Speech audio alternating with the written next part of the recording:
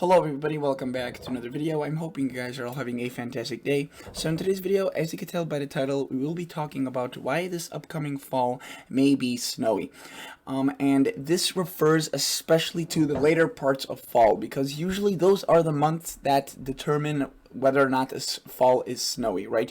You're typically, even if you have a very cold September, you're not going to see much snow because of just how warm still the averages are during September. However, I'm going to be particularly focused on late October, November, and early December. And yes, December may sound like a winter month, and meteorologically it is, because meteorologically December 1st is the start of winter, but astronomically it's the 21st.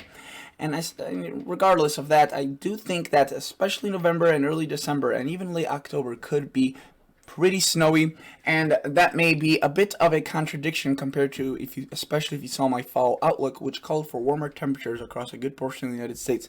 And I'll explain why that all ties in. Even those warmer temperatures ties into the fact that we could be seeing a snowier than average, especially mid to late fall. Again, not for everyone, just in general as a whole for the United States. So again, hopefully you guys will be kind of enjoying this little analysis video that I pretty much made by just looking at patterns from previous years, and I thought there's some very interesting things I could show you. So first off, I want to show you the ENSO outlook. This is what I heavily base my my prognosis off of. So do note that this year, what we are looking at, in case you don't know, ENSO is an area of water off the in the Pacific Ocean off the coast, the western coast of Peru and Ecuador, and whether or not those waters are below average, which renders it a La Nina, above average, which renders it an El Nino, or in between those two averages renders it a neutral. And you may be wondering, how warm does it have to be to an El Nino? If it's half a degree in terms of Celsius above normal, that is an El Nino. If it's half a degree below Celsius in terms of normal, that is a La Nina. And anywhere between those 0.5s, it's a neutral. I apologize, that is my little bird alarm clock. So as you can see, this is what the Climate Prediction Center thinks what will be happening this year. So what we do know for a fact right now is that we are in a La Nina episode. That means we do have cooler waters, and we have had cooler waters for a good while. There have been a few little months of break, but otherwise it's been almost three years of a straight La Nina, which is rather incredible. I think that's only happened since the 1950s 3 other times. So that's that. But I won't be focusing on that anomaly itself, but the fact that we could be looking at a La Nina continuing into the fall, right, like we've been having for the past several years. But this year, unlike the other past 2 years, we could be looking at a La Nina eventually going into a neutral. Not really an El Nino. You can see the El Nino chances are pretty small. So this is what the models are showing. This is one group of models. Notice these are the anomalies in terms of sea temperatures. So again, here is that criteria for an El Nino. Right, when it's warmer, here's a criteria for an El Nino, and you're in between is that neutral. And this is pretty much the model forecasting what the temperatures in that water will be. Right now, we are in a La Nina, and you can see that the main averages, the main models, again, there are obviously outliers that stretch this way out, but there are obviously outliers in the other way. The average, you can see, keeps us in a La Nina up until, as that graph showed you, around mid to late winter. Some are even showing middle or early to mid-winter. It's really kind of a guessing game. You know, it may hold off all the way until mid-spring, so we'll have to see. But what we do know is that the chances for a La Nina will be decreasing, and it will be kind of weakening. A La Nina that starts off strong and will be weakening. Here's a group of models that I've been using for, at this point, 5-6 years, and this one always proves to be a bit more accurate. Apologies about that. And do note that what we do see is that La Nina, again, currently right now a pretty strong La Nina, moderate La Nina, eventually transitioning towards a neutral pattern once we start getting into potentially, again, January, February, maybe even later or a bit earlier. So historically, we've had this happen before, where we've had a La Nina transition into a neutral year, right? And or a neutral pattern. So here you can see we have a graph of just the past several years. This is the past 12 years. And what we do see is already a few examples, even in this short time frame. Notice 2017 or 2020 actually was the most recent example, because look, we had a La Nina right in the fall like we do right now. Again, October, September, August. But that did weaken throughout the winter months and eventually went into a neutral. Could that happen this year? Yes. Obviously the La Nina in these years continued, and I would find it hard for the La Nina once it does come out this year to continue into another La Nina next year, but that's besides the point. That's not what we're focused on. Notice that it was a weakening La Nina throughout the whole winter months. So I decided to use the fall 2020 as one of my analog years. I guess years that I used to potentially base my prognosis for this year's fall off of. Notice the next year that did happen was 2017. What we do see is a neutral. So I guess the small difference here was that there was a neutral for the first part of the fall, and this year there is more of a stronger La Nina. But do note that through the winter it did intensify for a little bit, and then it started weakening as well. So I still decided to use that year, as again you could see it transitioned into a neutral. So La Nina that was strengthening at first, but then weakened. And do note, some of these models, especially in this one, show a La Nina that potentially strengthens for a little bit. You can see that dip further south. Those anomalies become a little bit stronger before it goes back up. So that definitely could happen. What happened in 2017, 2018. All right, and again, I'm going to show you what all these years look like and why I'm taking away the evidence or the claim that I am in the title.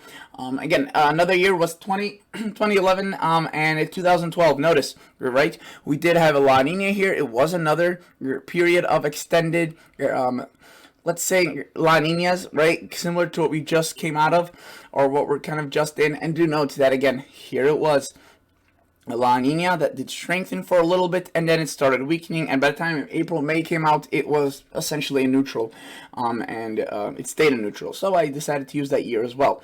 I did use a few more years. If I were to click on this extended graph, which shows us all the way to 1950, so a lot of years, a lot of data. I also ended up using 2008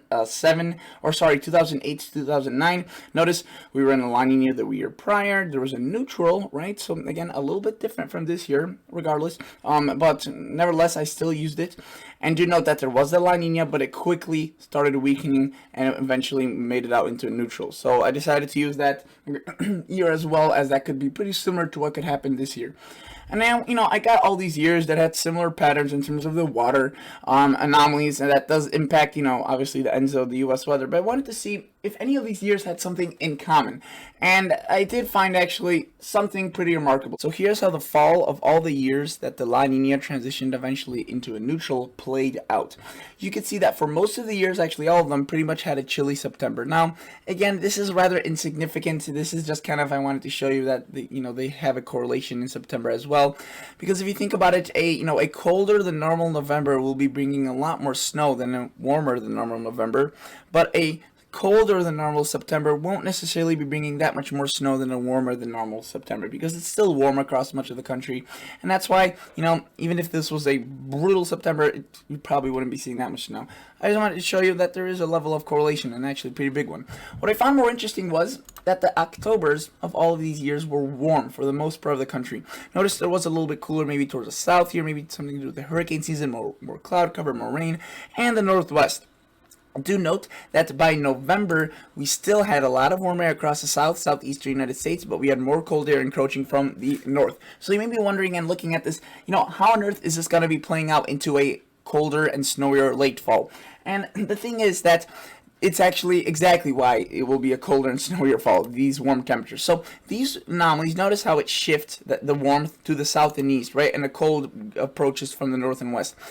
We've had many years. I remember the 2017, 2018 was a great example of this, and in 2020, 2021 as well, where we had just these extreme anomalies, these warm air masses, or these big contrasting air masses. One was warm, one was cold, battling it out. This created perfect conditions for storms to ride in between them and produce quite a bit of snow. So on the north side, it was cold enough for snow. On the south side, it was enough to pump this storm up with tons of moisture to produce a lot of snow. So this is actually a very good reason as to why this upcoming fall has the ingredients, based on how these did as well these years, for pretty large and active storms. And another key role that will play into these systems is an active hurricane season, because all of these years here will pretty much had a very, very high hurricane counts, and those weakening storms, those weakening moisture, the moisture left from those remnants often turn into snowstorms, especially with the cold air on the backside. So this is actually a crucial element. And it doesn't stay warm all throughout the fall. This is a November, and if I were to subdivide this into the first half of November and the second half of November, the second half would be much chillier, and by December, this is what happened. Of all those same years, yeah, it's a complete contrast. The cold air wins and blows through, and that's when, you really get into the winter time. But again, astronomically, a good part of December is still fall. So that is that, and you could quickly start to see, why a warm October may actually be something that leads into a snowier fall. Let's take a look at the 2020-2021 winter year, and let's see. The thing is that I found with all these years is that they had a very active early start to fall. So even 2020, right? I mean, this was like 2020, 2021. Overall was a very historic winter. If you recall, it was, where Texas almost completely froze, the deep south. And it started off strong. Notice, late October, there was an ice storm. So notice October 27th, a winter storm named Billy from the Weather Channel. It dropped a ton of ice and snow across Colorado, New Mexico, western Texas, and Kansas. So that was already the first sign of something that's, the pattern's changing. Hurricane Zeta related snow event. And this is another thing I want to focus on. All of these years that I showed you, all those La Nina transitioning into neutral had very strong hurricane seasons. And that's going to be another part of why I think this is kind of potentially a pretty good indicator of what's to come. Notice Hurricane Zeta, it was the remnants of it, obviously, transitioned into a snowstorm, and it dropped quite a bit. You can see Massachusetts, Grafton, Massachusetts, 6.5 inches, which was pretty high given the fact that this was, late October, October 30th. So that's quite a bit of snow. Obviously not in New York City, but do note that those areas did get impacted by cold. You can see New Jersey getting as low as 20 Fahrenheit. Notice by late November, we also saw many low pressures, two low pressures, one from the Gulf of Mexico, one from Canada. They formed a pretty strong system, and you can see there was snowfall, heavy snow recorded in Toledo, Detroit, Chicago, Cleveland, and you could see early December nor'easters. There's quite a bit of them. Mid-December nor'easter, there's another one, and astronomically, this is still all considered late fall. So you can see it was a pretty active start to this. Now let me show you another year, just to show you this wasn't a fluke. 2017, 2018. This is another year that was, again, the La Nina transitioning into a neutral. October was very, very warm in my area. I think it was a record-breaking October in terms of warmth. And you can see that what this transitioned into was a pretty active fall. So notice late October, there was a bomb cyclone, right? It rapidly intensified into a nor'easter, dropping snow. You can see a mid-November cold wave. I remember some of these things. I remember that this one especially was one that was extremely contrasting compared to what we saw in October. Early December winter storm, again, a massive one that dropped many areas without power, and schools were shut down, roads were shut down, and there was even some casualties with this. So you can see that also this part was a very early hitter, if you will, and a snowy late fall. 2011, 2012 North American winter, again, one of those years with the La Nina transition into neutral.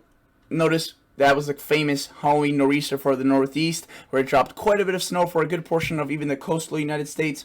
There was also a massive, massive cyclone off the coast of Alaska, one of the strongest ones in that area for a while since 1974. There was more winter storms, you could see, that affected the Ohio Valley, portions of even the Southeast. And then notice mid-December winter storm, another one that. So you can see all these years had extremely active late falls, even after a pretty warm October. And this one also, 2011 was a pretty warm fall for a good portion of the United States.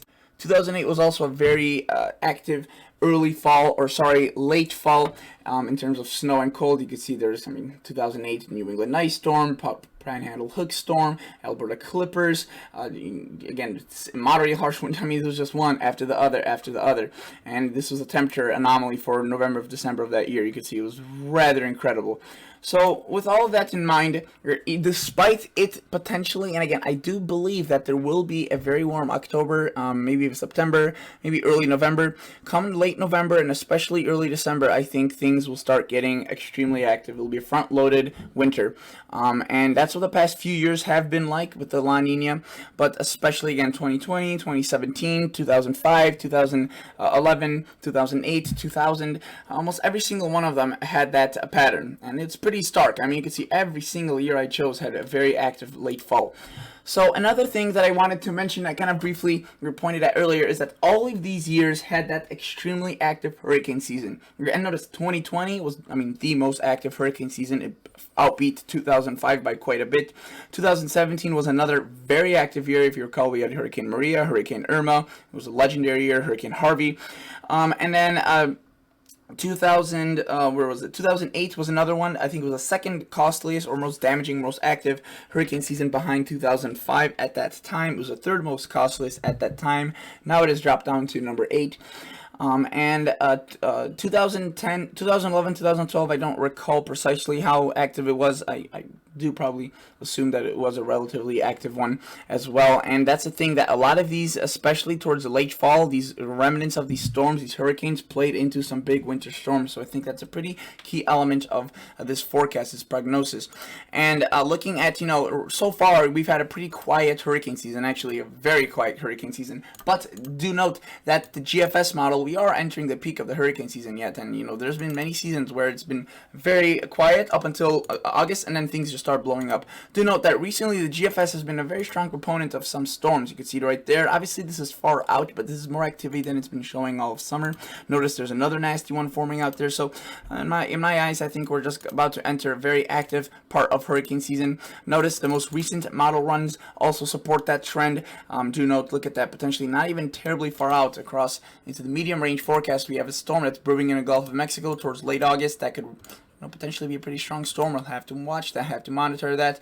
Another potential disturbance right here across the Gulf right there. So we're entering a pretty active season, I think, in terms of hurricanes, or period at least. And again, I do think that this upcoming year, this upcoming fall, will be pretty warm up until late November, early December. It's just like these years, all of these years, and then we'll start seeing some pretty nasty storms, pretty nasty events, and that could really lead to a surprisingly snowy and potentially cold late fall. So that is basically it for today's video, guys. Hope you enjoyed, hope you learned something new. That's pretty much all I wanted to show you, and I'll catch you all on the next episode. See ya.